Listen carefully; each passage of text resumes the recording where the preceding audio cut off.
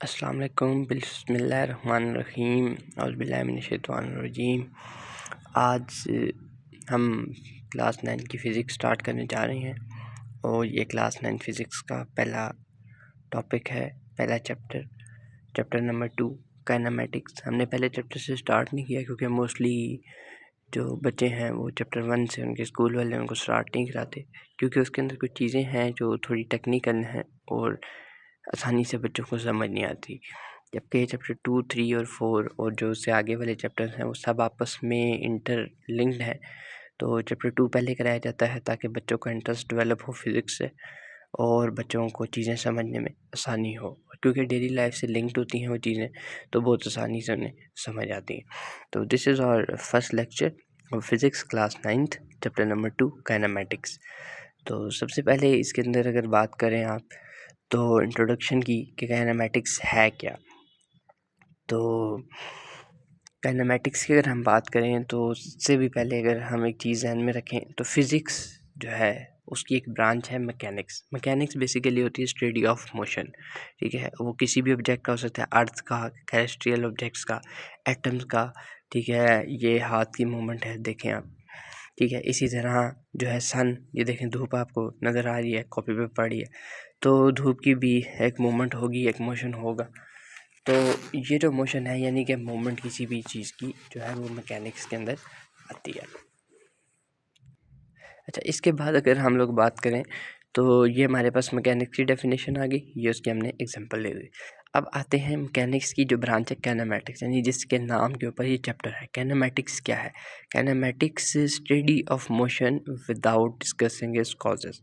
ये मैकेनिक्स की एक ब्रांच है। लाइक आप इस तरह देखें, पहले आपके पास फिज़िक्स, फिर फिज़िक्स की ब्रांच है मैकेनिक्स, मैकेनिक्स की ब्रांच है काइनेमैटिक्स, फिर काइनेमैटिक्स के अंदर आगे फर्दर चीज़ें आएंगी जो हम इस पूरे चैप्टर के अंदर गो थ्रू करेंगे। तो ये स्टडी ऑफ मोशन यानी कि मोशन की स्टडी है, लेकिन क्या है कि हम उसके कॉजेज़ को डिस्कस नहीं कर रहे, क्यों और कैसे हुआ इसका जवाब नहीं देते हम लोग। आगे भी आप देखेंगे तो हम सिर्फ ये देखेंगे बॉडी सर्कल में मूव करी है, स्ट्रेट लाइन है, रैंडम मोशन है, ठीक है, अराउंड द एक्सिस है, ठीक है, या फिर क्या है, किस तरह का मोशन है, ये नहीं हम देखेंगे क्यों हो रहा है, कैसे हो रहा है, ये हमारा कंसर्न नहीं है, ठीक है। ये ग्रीक वर्ड मोशन से मतलब उसका मतलब है मोशन। काइनेमैटिक्स जो है ग्रीक वर्ड है, ग्रीक ज़ुबान का, जिसे आपको पता है बेसिकली फिज़िक्स, केमिस्ट्री और बायोलॉजी के बहुत सारे वर्ड्स हैं जो ग्रीक ज़ुबान से ड्राइव हुए हैं, इंग्लिश के अपने वर्ड्स नहीं हैं, ठीक। इसको लैटिन या ग्रीक आप जो भी कहें, ठीक है। यूनान की ज़ुबान थी ये। अच्छा, इसके बाद आगे जो चीज़ उन्होंने बताई, no concern with forces that changes और कॉजेस मोशन। इस पूरे चैप्टर के अंदर हमारा कोई कंसर्न नहीं होगा उस फोर्स के साथ जो मोशन को या तो चेंज करी है, लाइक पहले सर्कल में मूव थी अब स्ट्रेट करी, क्यों करी है, no concern we have to. हमने पहले बताया पहले सर्कुलर थी अब स्ट्रेट हो गई। That's are the whole topic and we only discuss this thing in this chapter. उनके बारे में अगर बात करें ना, कॉजेज, आप कहेंगे अगर कॉजेज हम नहीं पढ़ेंगे तो हमें पता कैसे, कॉजेज पढ़ेंगे और हमें पता भी चलेगा मोशन क्यों हो रहा है, कौन सी फोर्स मोशन को चेंज कर रही है और उसकी प्रोडक्शन का कॉज बन रही है, मोशन क्यों स्लो हो रहा है, क्यों तेज़ हो रहा है, कौन सी फोर्स उसमें इन्वॉल्व है, ये सारी चीज़ें हम लोग करेंगे। लेकिन वो अगले चैप्टर में आएगी डायनामिक्स। डायनामिक्स की मैकेनिक की एक ब्रांच है जिसके अंदर हम लोग उसकी स्टडी करते हैं मोशन की, लेकिन उसके कॉजेज़ को डिस्कस करने के साथ साथ, विदाउट नहीं होता, विद डिस्कसिंग इट्स कॉजेज़, ठीक हो गया। तो ये आपके पास दो ब्रांचेज आ गई मैकेनिक्स की, एक जो है वो भी हम डिटेल में पढ़ रहे हैं। इसके बाद आगे हमारे पास आता है रेस्ट एंड मोशन, ठीक है, रेस्ट एंड मोशन। अब फर्ज करें कि आप लोग मेरी वीडियो देखते हुए मोस्टली बच्चे जो है वो रेस्ट पे होंगे, ठीक है, क्योंकि वीडियो देखते वक्त आप सिर्फ वीडियो देख रहे होते हैं, बोल नहीं रहे होते, लिख नहीं रहे होते, कुछ कर नहीं रहे होते, तो वो रेस्ट पे होंगे। लेकिन कुछ बच्चे साथ उन्होंने कॉपी खोली होगी, साथ नोट डाउन कर होंगे, ये सर ने बताया इंपॉर्टेंट है, ये चीज़ है, लिख रहे होंगे। अब वो सुनते सुनते मोशन में है, ठीक है। अच्छा, अब आते हैं इसकी बेसिक डेफिनेशन के ऊपर। तो रेस्ट एंड मोशन से पहले पहले आपको जानना ये ज़रूरी है, what is the position, what is the you can say its location, या फिर ये। तो अब क्या होती है, व्हाट इज़ वो पोजीशन क्या होती है। तो ये आपके पास एक ऑब्जेक्ट है, देखिए पेन। अब ये पेन यहीं पड़ा हुआ, अब 3 सेकंड हो गए, पेन यहीं पड़ा हुआ, इसने अपनी लोकेशन चेंज नहीं की। तो लोकेशन ऑफ एन ऑब्जेक्ट और इट्स कोऑर्डिनेट, यानी कि अगर ग्राफ के ऊपर आप कोई पॉइंट ड्रॉ करते हैं लाइक कुछ इस तरह। तो ये पॉइंट जो है कोऑर्डिनेट, अगर ये पॉइंट यहीं रहेगा आफ्टर पासिंग सम टाइम, तो ये आप इसको ऐसे ही रहने दोगे स्ट्रेट, तो आपका कोई टाइम तो गुजरा, लेकिन ये जो वाई एक्सिस वाला पॉइंट है ना वो 4 पे था, अभी भी वो 4 पे ही है, या 2 पे है तो 2 पे ही है, वो चेंज नहीं हो रहा, या फिर वाई चेंज हो रहा है, एक्स एक्सिस चेंज नहीं हो रहा। तो कोऑर्डिनेट्स के मुताबिक जो लोकेशन या जो ऑब्जेक्ट की पोजीशन होती है वो क्या होती है, उसकी लोकेशन। ठीक है, इसको मार्क करते हैं हम एक्स और वाई से। पहले एक्स पे रीड करते हैं, वाई को ग्राफ की रीडिंग हम मैथ्स में भी करेंगे इंशाल्लाह, और फिजिक्स में भी आगे जब हम ग्राफ को स्टडी करेंगे डिटेल में तो उसके अंदर भी इसके बारे में बात आएगी। अब बात करते हैं what is meant by motion and rest. अब इस लोकेशन से कैसे मोशन और रेस्ट कर लेना। अगर तो लोकेशन चेंज होती है टाइम गुजरने के साथ साथ, टाइम गुजरने के साथ साथ लोकेशन चेंज होती है with respect to observer. Observer observe करने वाला, अब कोई भी आपको ऑब्जर्व करता है। अगर आप जो है किसी गाड़ी में ट्रैवल कर रहे हैं, स्कूल उतरे हैं, तो स्कूल का जो गार्ड है वो आपको देख के ऑब्जर्व कर रहा है, तो ही इज़ एन ऑब्जर्वर। अगर अकॉर्डिंग टू हिम अगर आपने अपनी लोकेशन या पोजीशन चेंज की, पोजीशन चेंज की, तो वो क्या देखेगा, वो कहेगा बॉडी जो है मोशन में। लेकिन अगर आपने पोजीशन चेंज नहीं की, जैसे कि आप गाड़ी में बैठे हुए हो, ठीक है, और आप जो गाड़ी स्टार्ट ही नहीं हुई, आप बैठे हुए उधर ही हो, तो आपको स्कूल वाले कॉल करके पूछते कहाँ हो, आप कहोगे घर हो, क्या हुआ जी, गाड़ी ख़राब हो गई।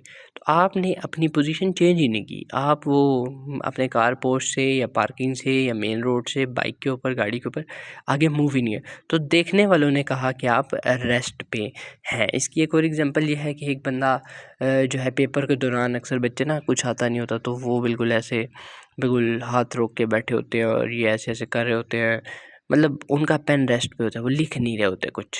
एक कुछ बच्चे होते हैं उनको आ रहा होता है, नहीं आ रहा होता, वो लगे होते हैं लिखने को, तो वो पूरा टाइम मोशन में होता है, यानी कि वो अपनी पोजीशन को चेंज कर रहे होते हैं। जो रेस्ट वाले होते हैं वो अपनी पोजीशन को चेंज नहीं कर रहे होते।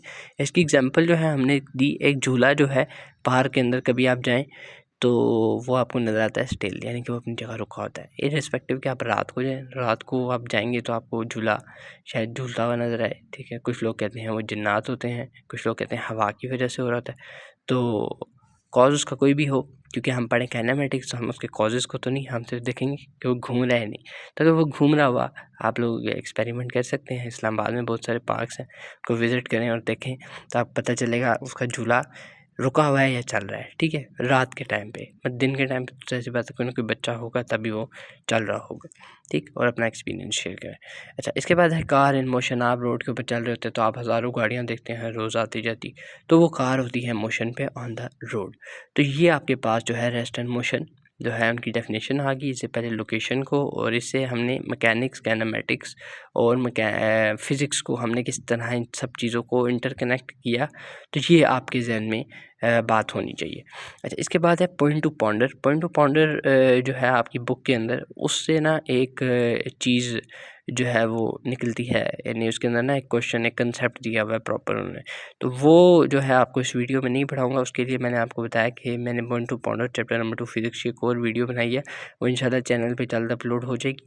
और कंसेप्चुअल क्वेश्चंस जो हैं उसकी अलग से है, तो जो point to ponder conceptual question में आएगा तो उसी में कवर अप हो जाएगा, नहीं तो अलग से पूरे चैप्टर के अंदर जितने भी 8-10 पॉइंट टू पॉन्डर हैं उनकी एक अलग से वीडियो होगी। क्योंकि बच्चे चैप्टर तो पढ़ लेते हैं, समझ लेते हैं, लेकिन उनको एक्स्ट्रा चीज़ें, conceptual questions, point to ponder, fun facts और ये जो चीज़ें होती हैं डू यू नो वाली, और इस तरह की जो असाइनमेंट्स टाइप क्वेश्चन होते हैं वो नहीं कराए जाते। तो कंसेप्ट समझना बच्चों से ज़रूरी नहीं है, आपने विद रिस्पेक्ट टू पेपर तैयारी भी करनी है अपने लेक्चर की, और उस हिसाब से आपने, क्योंकि मार्क्स स्कोर करने हैं। तो अगर आप ये सारी चीज़ें पढ़ के चले जाएँ, आपको पता ही नहीं है सवाल कैसा आएगा, उसका जवाब क्या देना है, तो दिस थिंग आई गेस कि उसमें कुछ ना कुछ मिसिंग है, कोई ना कोई गैप आ रहा है उसके अंदर।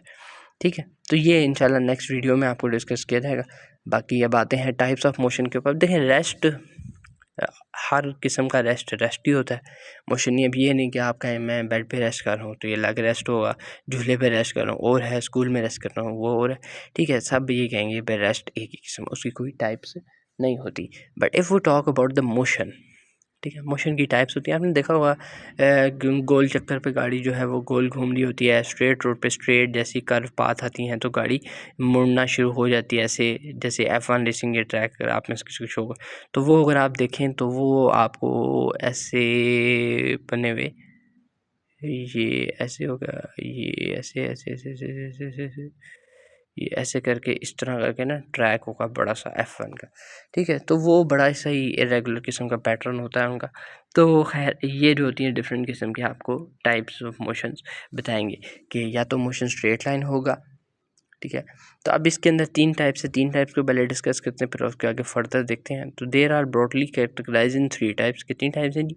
3 टाइप्स, ये आपने याद रखना। One is translatory, one is rotatory and one is vibratory.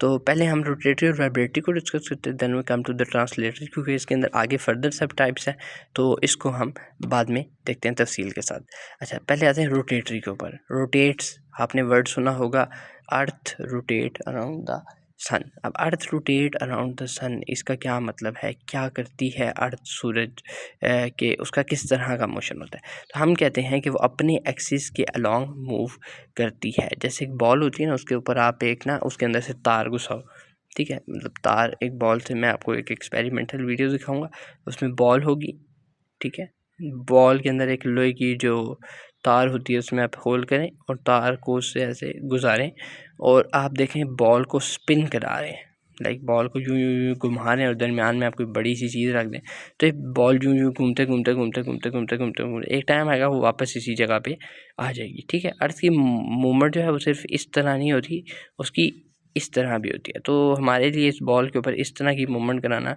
It's a bit difficult, थोड़ी सी जो है वो मुश्किल पेश आएगी। नॉर्मल मॉडल के अंदर थोड़ा सा आप ग्रेडेड बनाएं तो इंशाल्लाह वो भी पॉसिबल है। तो रोटेटरी मॉडल क्या होता है, जिसमें बॉडी अपने एक्सिस के जो है वो rotate on it's on axis, उसका अपना एक्सिस होता है और उसके अराउंड वो घूम रही होती है। जैसे पंखा होता है उसका एक एक्सिस पॉइंट होता है, उसके वो घूम रहा होता है, ठीक है। इसको आपने सर्कुलर मोशन से मिक्स नहीं करना। सर्कुलर मोशन पे एक्सिस नहीं होता, ठीक है। एक बॉडी जो है वो एक सर्कल में मूव कर रही होती है, बस वो सर्कल में मूव कर रही होती है, उसका अपने एक्सिस के अलॉन्ग कोई मूवमेंट नहीं होती। जैसे कि अब मैं एक एग्जांपल देता हूँ, एक है कि आप यहाँ खड़े हैं कमरे में और ये पूरे कमरे का गोल चक्कर लगा के वापस इस जगह पे आ गए, और एक ये है कि आप वहीं खड़े हुए हाथ अपने खोल के घूम रहे हैं, ठीक है, मतलब चक्कर घूम घूम घूम के, ठीक है, वो चक्कर खा गिर भी जाता है बंदा। तो एहतियात करें अगर आपने इसको एक्सपेरिमेंटली देखना भी है।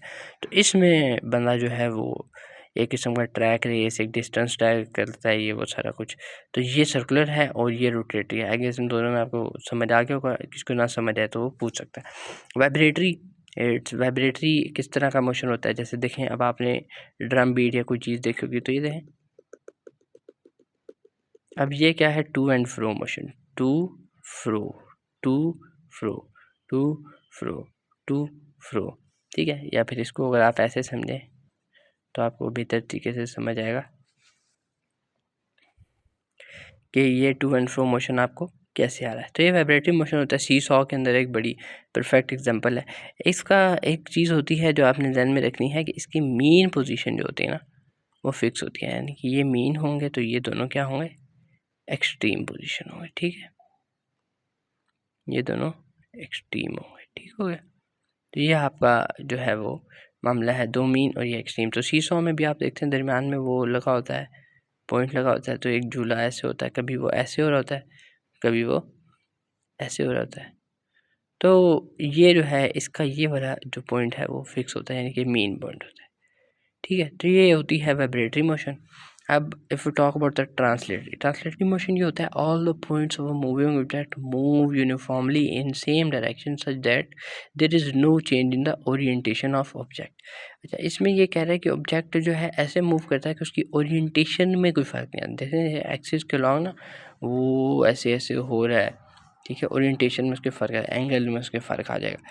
इसमें भी जो है वो ऊपर नीचे हो रहा है तो एंगल में फ़र्क आ सकता है। इसमें क्या है कि मूव कर रहे हैं यूनिफॉर्मली इन सेम डायरेक्शन, एक ही डायरेक्शन में सारे मूव कर रहे हैं और उनकी ओरिएंटेशन में कोई फ़र्क नहीं आ रहा। सब 90 डिग्री पे हैं तो सब 90 डिग्री पर ही जा रहे हैं, ठीक हो गया। तो अगर कोई चेंज ना आए और मूव करें वो यूनिफॉर्मली सेम डायरेक्शन के अंदर, तो इस मोशन को हम क्या कहते हैं? Translatory motion. इसके आगे टाइप्स हम करते हैं तो उससे आपको ज़्यादा बेहतर तरीके से समझ आ जाएगी।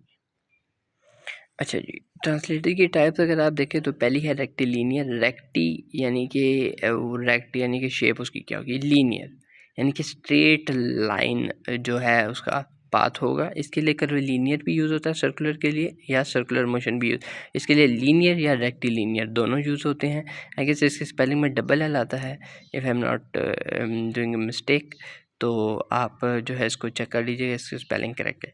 Straight path motion, straight line motion जो भी होता है वो रेक्टिलिनियर होता है। ये इसकी मैंने डेफिनेशन लिखी है, और ये वो जो आपका चार्ट बना हुआ, टेबल बना हुआ है, उसमें से आप देख सकते हैं। Next one is circular. Circular में क्या होता है? ऑब्जेक्ट मूव करता है कर्व पाथ के अंदर। किसमें?